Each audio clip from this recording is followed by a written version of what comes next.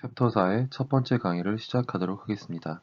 챕터 4에서는 가치평가에 관련된 기초적인 내용을 살펴보도록 하겠습니다. 밸류에이션은 가치평가이고요. 이거는 기업을 가치평가를 할 수도 있고 투자안을 가치평가하는 데 활용할 수도 있습니다. 재무관리가 무엇이냐고 배웠냐면 기업 가치를 극대화하기 위해서 투자 의사 결정이랑 자본 조달 결정, 요거를 재무관리라고 배웠었거든요. 이 중에 특히나 투자 의사 결정, 투자라고 나면 미래의 현금 흐름이 발생합니다. 그 현금 흐름을 현재로 잘 가치를 환산해서 이게 과연 투자할 만한 가치가 있는지 없는지 판단하는 게 투자 의사 결정인데요. 이를 이용해서 이 가치 평가가 활용된다고 생각하시면 될 것 같습니다. 이 중에 가장 중요한 게 화폐의 시간 가치라고 하는 겁니다. 화폐의 시간 가치를 측정하는 테크닉이 이 밸류에이션에 활용이 됩니다. 그래서 이번 챕터에서는 조금 산수가 활용이 되고요. 다음 챕터인 챕터 5에서도 여러 가지 좀 수학적인 게 나오게 될 것 같습니다. 여러분 고등학교 때 배우셨던 등비수열 있죠? 등비수열의 공식이라든가 등비수열의 의미 등이 여기에 적용될 것 같습니다. 학습 목표를 살펴보도록 하겠습니다. 첫 번째, 현재, 여긴 오늘이라고 되어 있는데요. 현재 시점에 투자했던 투자안의 미래 가치 구하기입니다. 첫 번째, 미래 가치를 구하게 됩니다. 두 번째 학습 목표는 미래 특정 시점에 받게 될 어떤 현금 흐름의 현재 가치를 구하게 됩니다. 그래서 이번 챕터의 학습 목표는 미래 가치도 구하고 현재 가치도 구하게 되는 거구나. 이 두 가지가 가장 중요한 학습 목표입니다. 세 번째는 현재 가치와 미래 가치의 교환 비율이라고도 알려져 있는 수익률을 계산해 보겠습니다. 수익률이 높다면 현재 투자한 이후 미래 가치가 클 거고요. 수익률이 높다면 미래 가치가 클 경우 현재 가치는 작아질 수 있고 이렇게 보는 겁니다. 그래서 교환 비율이 수익률이다라고 생각하시면 될 것 같고 의미는 뒤에서 차츰차츰 살펴보도록 하겠습니다. 네 번째 학습 목표는 도대체 내가 원하는 정도의 미래 가치를 얻기 위해서 얼마나 걸릴 것인가? 투자 기간이 되겠죠. 투자 기간을 한번 찾아보겠습니다. 그래서 미래 가치, 현재 가치, 미래 가치와 현재 가치의 교환 비율인 수익률, 그리고 투자 기간, 이러한 내용들을 살펴볼 예정입니다. 그래서 이러한 것들을 도대체 어떻게 풀 것인가? 처음에 식을 통해서 풀 예정입니다. 공식이라고도 볼 수 있겠고요. 그래서 공식을 먼저 가르쳐 드리고 의미를 해석해서 이 공식을 활용해서 이런 답을 찾아볼 수 있겠구나라는 겁니다. 근데 중간고사나 기말고사 때는 여러분 머릿속에서 암산으로 계산할 수가 없기 때문에 공식을 안다손 치더라도 계산기가 필요합니다. 특히나 일반 계산기가 아닌 Financial Calculator라고 해서 재무용 계산기를 알아보도록 하겠습니다. 실제로 이건 제가 수업 시간이기 때문에 재무용 계산기를 구체적으로 어떻게 활용하는지까지는 설명을 드리지 않습니다만 여러분이 조금만 검색해 보셔도 재무용 계산기를 이용해서 우리 수업 시간에 나와 있는 여러 문제들을 아주 쉽게 풀 수 있다는 걸 알 수가 있습니다. 따라서 이번 우리 PPT의 모든 예제 끝에 재무용 계산기에 이런 버튼을 누르면 답이 나올 수 있다는 걸 예시로 보여드립니다. 중간고사를 편하게 보기 위해서는 재무용 계산기가 반드시 필요하니 꼭 구입하지 않더라도 누구한테 빌리든 아니면 잠시 중고로 샀다가 팔더라도 갖고 계시면 좋을 것 같아요. 그래서 이 수업 내용도 재무용 계산기를 활용해서 따라해 보시면 되게 편할 거라고 생각이 듭니다. 또 하나는 엑셀의 스프레드शी트이라고 하는데요. 엑셀을 이용해서 계산할 수도 있습니다. 하지만 우리 수업 내용에서는 엑셀로 이런 함수를 이용해서 계산할 수 있다 정도만 말씀드리고요. 실제로 구체적으로 해보진 않을 예정입니다. 이번 챕터의 목차는 다음과 같습니다. 역시나 학습 목표와 일관되게 미래 가치를 구하게 되고요. 이 컴파운딩이라는 건 뒤에 보여드리겠지만 복리라고 해서 한자 복리 및 이자에 이자가 붙는 현재 자본주의 사회에서는 모든 은행이 복리 이자를 지급하고 있죠. 그래서 이자에 대한 이자가 지급되는 거고 복리의 마법, 복리의 효과라는 걸 배우게 될 예정이고요. 뒤에서 살펴보시면 알 거라는 생각이 듭니다. 그리고 역시나 현재 가치를 구하게 될 예정입니다. 근데 현재 가치 옆에 디스카운팅이란 말이 되어 있습니다. 얘는 할인이라고 되어 있는데요. 왜냐하면 1년 뒤에 100만 원은 현재 가치로 환산하면 반드시 100만 원보다 작을 겁니다. 왜냐하면 100만 원보다 작은 금액을 은행에 넣어 놓으면 100만 원이 될 거니까요. 그래서 항상 미래 가치를 현재 가치로 환산하면 가치가 줄어듭니다. 할인이 됩니다. 그래서 현재 가치를 구하는 과정을 디스카운팅한다, 할인한다라고도 표현합니다. 그래서 현재 가치와 할인이라고 되어 있고요. 그리고 현재 가치와 미래 가치에 대한 여러 가지 사항들을 배우게 될 예정. 보겠습니다. 현재 가치와 미래 가치를 한번 정의를 해보고 나서 설명드릴 건데요. 이 present value, 현재 가치라는 게 진짜 현재 시점의 가치냐, 그렇게 되시면 되게 나중에 오해를 할 수 있기 때문에 그렇게 생각하시는 것보다는 다음과 같은 방식으로 생각하시면 좋을 것 같아요. 타임라인상에서 먼저 나온, 돈이 먼저 나온 부분의 시점이다. 그래서 이렇게 타임라인을 항상 저희가 그릴 거고요. 이렇게 되어 있습니다. 이 중에 이쪽이 earlier money, 이쪽이 later money가 되겠죠. 처음에 초반에 나와 있는 어떤 시점, 이게 바로 present time을 말하는 거고, 그때 시점의 가치를 present value라고 생각하시면 될 것 같습니다. 어떻게 계산하냐? 앞에서 보여드린 대로 미래의 현금 흐름을 적절한 할인율, appropriate discount rate이죠. 이게 바로 이자율입니다. 이자율. 이런 적절한 이자율로 할인, 디스카운팅을 해서 계산하게 되는 거죠. 그래서 타임라인상의 T0 시점 혹은 earlier money, 초기 시점을 의미한다라고 생각하시면 되고요. 퓨처 밸류는 반대로 later money라고 되어 있죠. 여기서는 earlier money였고 얘는 later money니까 대응되는 개념이 되는 거고요. later money는 이 타임라인상에서 이 시점, 나중에 나오는 어떤 돈을 의미한다라고 생각하시면 될 것 같습니다. 그래서 one or more period 이후의 가치, 즉 오늘 투자한 돈이 어느 특정 시점 이후에 얼마인지를 측정하게 되는 겁니다. 그래서 우리가 만약에 뭐 적금이라고 하면 매월 얼마씩 돈을 넣은 다음에 만기 시점에 얼마를 찾게 되니? 라는 것도 미래 가치가 될 거고요. 오늘 예금 얼마를 가입하면 1년 뒤 혹은 3년 뒤에 예금의 원리금, 이자와 원금을 합한 금액이 얼마가 되니라고 찾는 것도 미래 가치가 될 것 같고요. 이 교환 비율이라고 말씀드렸죠. 이자율, 금리는 바로 이 earlier money와 later money, 현재 가치와 미래 가치의 교환 비율이라고 생각하시면 될 것 같습니다. 이 교환 비율은 여러 가지 이름으로 불리우는 걸 확인할 수가 있습니다. 미래 가치를 현금 흐름으로 계산할 때 할인한다고 그랬으니까 discount rate, 할인율이라고도 얘기하고요. 이건 나중에 설명드리겠지만 cost of capital, 자본 비용이라고도 얘기를 합니다. 실제로 이게 자본 비용인 이유는 우리가 이자를 받는 사람 입장에선 이자율이 되겠지만 이자를 지급하는 사람, 즉 기업 입장에서 돈을 빌린 다음에 이자를 지급한다면 그게 자본을 사용한 대가로 지불하는 비용이기 때문에 자본 비용이 되는 거죠. 기업 입장에서는요. 그리고 opportunity cost of capital, 기회 비용, 기회 자본 비용이라고도 하고요. 그리고 required rate of return, 요구 수익률이라고도 합니다. 이것도 역시나 나중에 말씀드릴 건데 간략히만 말씀드리면 이건 투자자 입장입니다. 아까 자본 비용이 기업 입장이라고 하면 요구 수익률은 투자자 입장에서 불러보는 건데요. 실제로 기업에게 투자자가 투자를 한 이후 그 기업이 얼마만큼 위험한지에 따라서 투자자들이 요구하는 수익률이라고 생각할 수 있습니다. 즉, 그 수익률을 기업이 주기 때문에 기업 입장에서는 자본 비용이 되는 거고요. 투자자 입장에서는 수익률이 되는 거죠. 왜 요구 수익률이냐면 너희 회사하고 너가 투자한 대상이 이만큼 위험하면 나한테 이만큼 수익률을 줘야 돼 라고 요구한다는 의미입니다.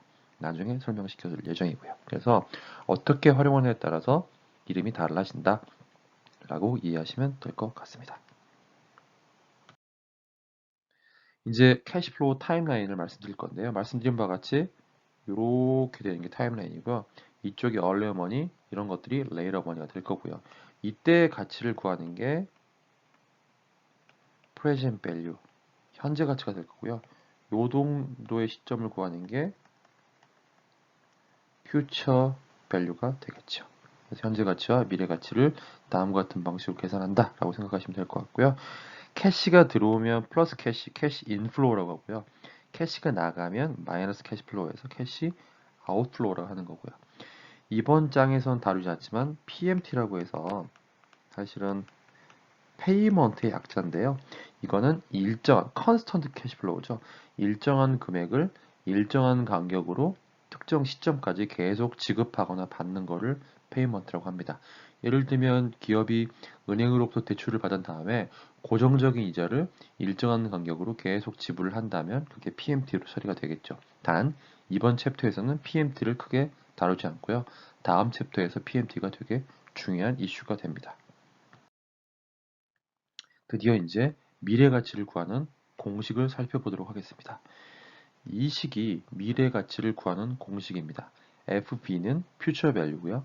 PV는 present value고 R은 future value와 present value의 교환 비율인 이자율, 금리가 됩니다.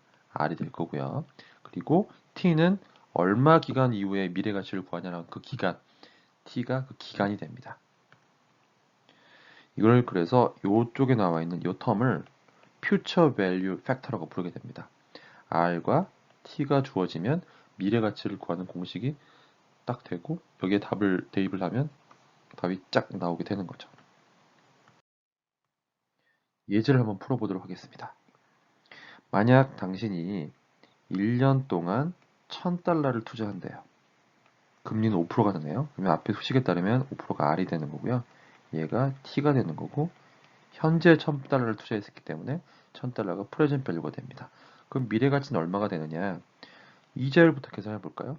1000달러이고 5% 이자 되니까 50달러 이자를 받을 거고요. 그리고 1년 뒤에 갇히게 되면 원금, 프린시플이 원금인데 원금하고 이자 금액이 합해져서 1000 더하기 50, 1050이 되게 됩니다. 근데 이 수식을 좀 더 풀어보면 1000이고요. 더하기 50은 아까 어떻게 계산했냐면 1000 곱하기 0.05였거든요. 묶어보면 1001 더하기 0.05 우리가 알고 있는 PB 1 플러스 R의 T승의 공식이 되는 거죠. 우리는 T가 1이기 때문에 이 공식을 통해서 계산할 수 있게 됩니다. 그래서 퓨처 밸류는 다음과 같이 되고요. 만약 이 돈을 한 해 더 투자한다면 어떤 일이 벌어질까라고 됩니다. 그 지금으로부터 2년 뒤가 되면 그러면 T가 이제 2가 되겠네요. 이 T는 항상 1년을 기준으로 항상 대입한다고 생각하시면 될 것 같아요. 6개월이라면 6을 쓰는 게 아니고 6개월은 0.5년이기 때문에 6개월은 0.5가 될 거고요. 만약 3개월이라고 하면 3개월은 4분의 1년이기 때문에 0.25가 되는 거고요. 그래서 항상 연을 기준으로 계산한다라고 생각하시면 될 것 같습니다.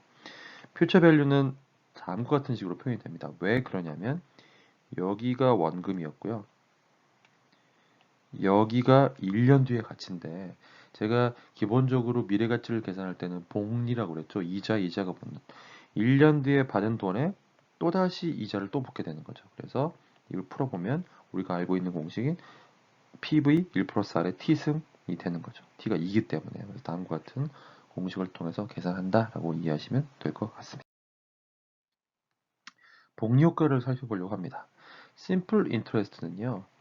단리라고 해서 이자에 이자가 붙지 않는 상황을 말씀드리는 겁니다. 얘는 원금에만 오로지 이자가 붙습니다. 근데 반면 compound interest, 복리라고 하는 건 이자에 이자가 붙습니다. 받은 이자에 원금뿐 아니라 이자에 대한 이자까지 함께 계산된다는 겁니다. 그래서 이자에 대한 이자다. 이자가 중첩되어 있다. 그래서 복리라는 말을 쓰고 있고요. 전 예제를 보면요. 만약 이 1000달러를 5% 이자율에서 2년 동안 투자했다고 하면 1000 이자 한 번에 1100이 됩니다. 어떤 상황에서요? simple interest, 단리 상황에서 이렇게 됩니다. 근데 복리 상황에서 아까 계산해 봤던 대로 1102.550이 됩니다. 차이가 있네요. 차이가 2.5가 나와 있죠. 이 차이는 어떻게 계산된 거냐면 1년 후에 받았던 그 50이란 이자에 대한 이자가 바로 2.50이 됩니다. 그래서 이런 추가 2.50은 이자에 대한 이자를 의미하게 된다라는 걸 확인할 수가 있죠. 그래서 조금 더 살펴보면 만약 우리가 100달러를 10% 금리 상황에서 5년 동안 투자했을 때 단리로 계산한 거랑 복리로 계산한 것 간의 차이를 살펴보도록 하겠습니다. $100 투자했네요. 그러면 1년 뒤에 10% 이자를 받게 되는 거죠. 그러면 합치면 두 개를 합치면 이 두 숫자를 합치면요. 110이 되는 거고요. 110에 다시 이자를 계산하면 11이 되는 거고 10% 이자를 계산하면 되는 거고요. 이 두 숫자를 합치면 121이 되고요. 계속 하다 보면 이자를 61.05라는 돈을 받게 돼서 총 다 해서 161.05가 됩니다. 근데 만약 단리였다면 $100에 10% 원금에 대한 이자만 계산하기 때문에 합치면 50이 됩니다. 그래서 원래 합치면 150이 되겠죠. 단리 상황에선 이 두 숫자의 차이인 11.05가 5년 동안 이자에 대한 이자, 복리가 고려되어서 추가적으로 증가하는 가치 증가분이 되겠다라고 이해하시면 되겠습니다. 그래서 이거를 복리의 보통 마법이라고 부릅니다. 이자에 이자가 붙는 게 기간이 가면 갈수록 계속 눈덩이처럼 불어나서 우리에게 혜택을 준다고 그래서 복리의 마법이라고 부르게 되는 겁니다. 이 앞에서 봤던 예제를 그래프로 한번 나타냈습니다. 여기 약간 올리브 그린처럼 되어 있는 이 색깔이 바로 simple interest, 단리로 계산한 원리금, 원금과 이자 금액의 증가고요. 요렇게 조금 블루, 어쨌든 청색 같은 느낌을 계산하는 게 단리와 복리의 차이를 의미하는 거고요. 이 높이가 복리가 되는 거고 이 높이가 단리가 되겠습니다. 그리고 요게 투자 기간이 되는 거고요.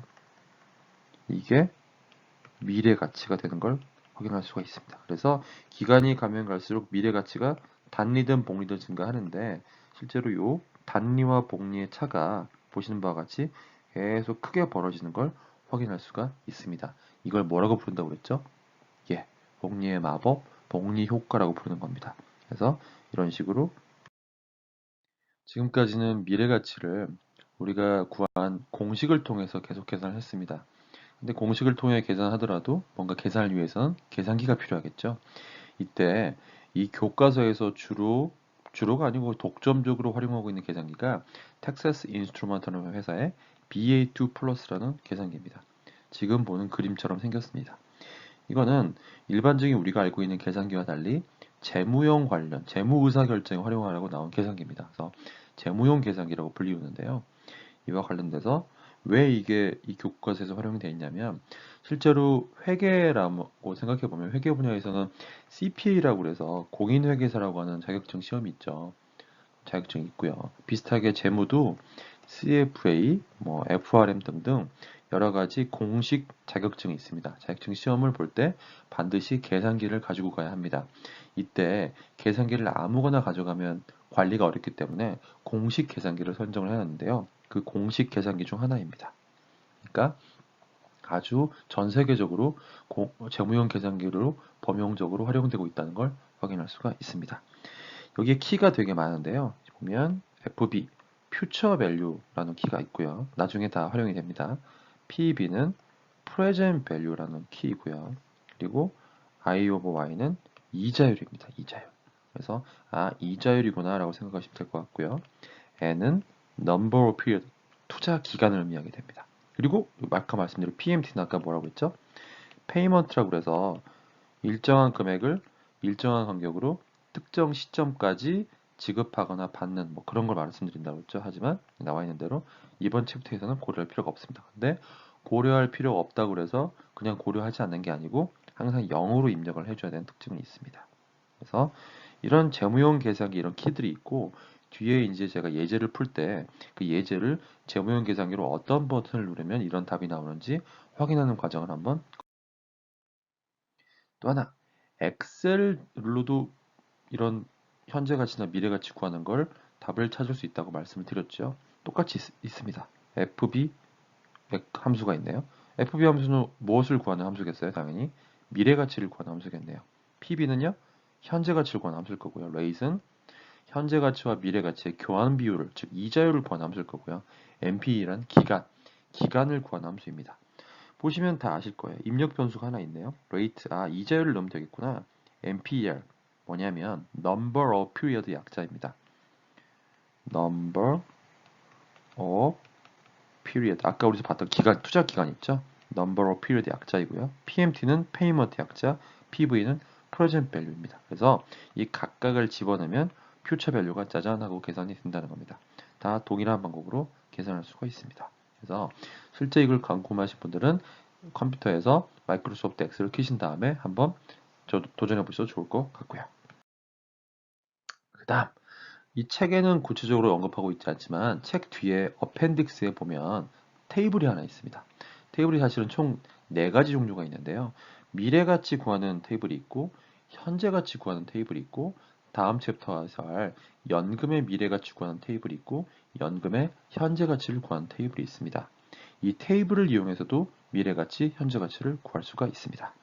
구하는 방법을 보면 이 X축은 이자율이고요. Y축이 number of period가 되는 거네요. 그래서 예를 들면 이자율이 5%일 때 2년 후의 가치가 얼마야? 1.102라고 되어 있네요. 그러면 내가 원하는 present value 값에다가 이 1.102 값을 곱하면 바로 future value가 짜잔 하고 계산이 되는 겁니다. 다른 말로 하면 1 플러스 R의 이 t승, 이 수식을 R과 T를 여러 조합으로 입력해 놓고 값을 미리 계산해 놓은 표다라고 생각하시면 될 것 같습니다. 진짜 이런 것도 방법이 있다. 몇 가지 아주 간단한 이그샘플을 좀 풀어보도록 하겠습니다. 1000달러 아까 기억나시죠? 전 예전에 1000달러 투자했는데 이제 5년 동안 투자하면 어떻게 돼? 라고 하는 거네요. 여러분이 바보도 아니고 2년 했으면 5년을 왜 투자하는 걸 또 풀어봐야 싶겠지만 또 미국 책은 좀 과하게 친절하다 싶을 정도로 쉬운 문제를 좀 반복해서 풉니다. 그래서 이해해 주시고요. present value 1 플러스 R에 5승하니까 1276.28이 됩니다. 그래서 이 복리 효과라는 게 무슨 말씀이냐면 기간이 작을 때는 차이가 크지 않았으나 기간이 늘어나면 늘어날수록 복리 효과가 굉장히 무서워진다라고 하는 겁니다. 그래서 그거를 한번 또 다른 세 번째 예제를 살펴보도록 하겠습니다.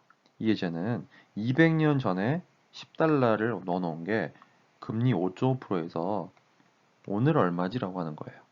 뭔가 좀 헷갈리네요. 오늘 얼마지? 현재 가치 구하라는 건가? 아니라는 거죠. 분명히 이거에 따르면 오늘의 가치 구해라, 현재 가치 구해라고 인식하시겠지만 200년 전에 10달러였어요.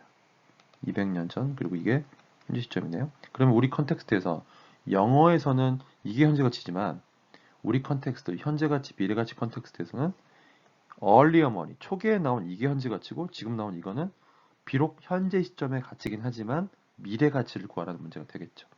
계산해 보면 10달러를 5.0%에 200년 투자했대요. 그럼 요만큼 44만 7,189.84달러라고 하는 금액이 계산되는 걸 확인할 수 있고요. 이제 잘 살펴보시죠. 재무용 계산기에 숫자를 어떻게 입력해서 구하는지 한번 살펴보도록 하겠습니다. 200년이죠. 200 N 버튼 눌러 200 누르고 N 버튼을 누르고요. 금리가 5.5%잖아요. 근데 퍼센트는 고려할 필요 없고요.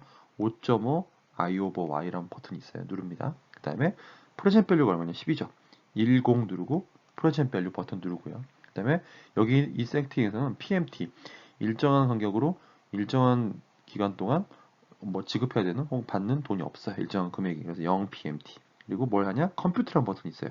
컴퓨터는 계산하는 거거든요. 즉 컴퓨트가 되는 거죠. 계산해라 뭐를? 미래 가치를. 그러면 희미하게 보시겠지만 이게 마이너스가 있습니다. 마이너스 447189.84가 나옵니다. 양수인데 왜 음수야? 무슨 말이냐면 재무용 계산기는 관례상 돈을 입금을 하면 나중에 출금한다고 생각해요. 그래서 현재 가치가 양수면 이게 양수죠. 미래 가치는 음수로 계산이 되고요. 만일 현재 가치가 음수면 미래 가치가 양수로 계산이 됩니다. 그래서 착각하시거나 걱정하실 필요는 없고요. 엑셀로 계산하면 이 미래 가치 구하는 공식의 레이트 얼마죠?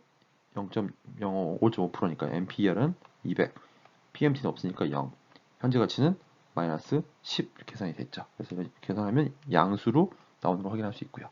엑셀도 재무용 계산기에 컨벤션을 따라했기 때문에 음수면 양수, 양수면 음수로 이렇게 답이 튀어나온다라고 이해하시면 되겠습니다. 복리효과가 어떤가? 되게 무섭죠. 엄청 큰 걸 알 수 있습니다. 단리라고 하면 10달러, 200년, 10달러, 5,000%에서 무조 원리금이 120달러밖에 되지 않는데 무려 복리를 했더니 44만 7천으로 엄청나게 큰 차이가 나는 걸 확인할 수 있습니다. 역시나 기간이 200년으로 길기 때문에 복리 효과가 굉장히 커진다는 걸 확인할 수 있고요. 그래서 이만한 가치가 증가하게 된다는 걸 확인했습니다.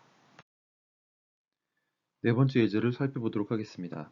이 예제에서는 다음 5년 동안 15%의 성장을 가지고 우리 어떤 조그만 기계 장치가 매출액이 증가할 거라고 가정을 했다는 거예요. 그리고 현재 3 밀리언 정도를 팔았대요. 그리고 5년 뒤에 그렇다면 이 매출액이 얼마가 될 것인가 라고 생각하는 거네요. 간단하죠. 현재가 3 밀리언, 1 플러스 R, 이자율이 15%가 되는 거고요. 그 다음에 성장률이 되기도 하고요. 그 다음에 만기가 5년이 되겠네요. 그러면 6.0341 밀리언 달러가 될 것이다 라고 하는 거죠. 그래서 이렇게 계산할 수 있고요. 재무용 계산기를 통해 확인해 보면 역시나 기간이 5N, 그리고 금리가 혹은 성장률이 15니까 15i, over y, 그 다음에 현재 가치가 3죠. 3pb, 그 다음에 PMC는 아직 없습니다. 0, 그 다음에 뭘 계산해라? 컴퓨트 FB를 계산해라 라고 하면 이 값이 나오게 됩니다. 아까 말씀드린 바와 같이 프레젠트 밸류가 플러스니까 미래 가치는 퓨처 밸류는 음수인 걸 확인할 수 있고요. 엑셀 함수로도 아래와 같이 계산할 수가 있습니다. 미래 가치의 중요한 관계를 한번 살펴보도록 하겠습니다. 당연히 아시겠지만 이 소식을 보면 아주 이해가 잘 되실 겁니다. 만약 금리가 똑같다면, 금리가 동일하다면 t가 증가하면 증가할수록, 즉 기간이 길면 길수록 미래 가치는 클 겁니다. 이건 당연하죠. 그래서 기간 R이 주어져 있으면 t가 증가함에 따라 미래 가치가 증가하게 될 겁니다. 이건 당연히 우리가 예금을 1년 하는 것보다 5년, 10년 더 오랫동안 은행에 넣어놓는 게 미래 가치가 커지잖아요. 왜? 이자에 이자가 붙는 기간이 더 커지기도 하니까요. 원금에 이자 붙는 것도 당연히 커지는 거고요. 그래서 그걸 보시면 될 것 같고요. 또 하나, 기간이 고정이라면, 즉 얘가 고정이에요. 그렇다고 하면 R이 커지면, 즉 이자율이 커지면 미래 가치가 커지겠네요. R이 커지면 미래 가치가 당연히 커지겠네요. 그래서 실제로 우리가 은행에 돈을 넣을 때 이자율이 크면 클수록 예금 원리금이 커질 거 아니에요. 그런 관점을 생각해 보시면 될 것. 이거를 그림으로 한번 살펴봤습니다. X축이 뭐냐면 투자 기간이고요. Y축이 미래 가치인 걸 확인할 수가 있네요. 보시면 금리가 예를 들면 10%로 정해졌을 때 기간이 길어지면 길어질수록 미래 가치가 이렇게 증가하는 걸 확인할 수 있죠. 또 하나, 기간이 5년으로 정해졌다고 하면 금리가 크면 클수록 미래 가치가 더 순수상으로 커지는 걸 확인할 수 있고요. 그래서 앞에서 보여드렸던 관계식을 그래프로 확인하는 거라고 생각하시면 됩니다. 즉, 이자율이 고정일 때는 투자 기간이 길어질수록 미래 가치가 증가하는 거고요. 투자 기간이 고정일 때는 금리가 증가함에 따라 미래 가치가 증가하는 걸 확인할 수가 있습니다.